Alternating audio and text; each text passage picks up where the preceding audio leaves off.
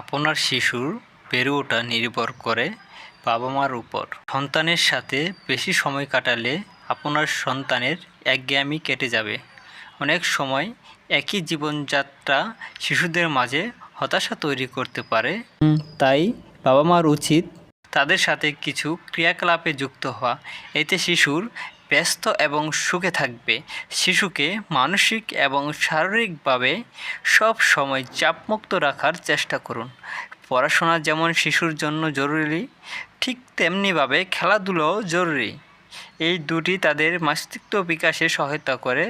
বাবা মা হিসাবে আপনার শিশুকে সর্বোত্তমভাবে সহযোগিতা করতে পারেন। সিনিয়র সাইকিয়াট্রিস্ট ডাক্তার জ্যোতি কাপুর এইচটি ডিজিটালকে দেয়া এক সাক্ষাৎকারে জানিয়েছে যে প্রতিটি পিতামাতা প্রতিদিন তাদের সন্তানের সাথে কিছু ক্রিয়াকলাপে যুক্ত হওয়া উচিত, যা তাদের সুস্থ এবং স্বাভাবিক জীবনের দিকে পরিচালিত করবে।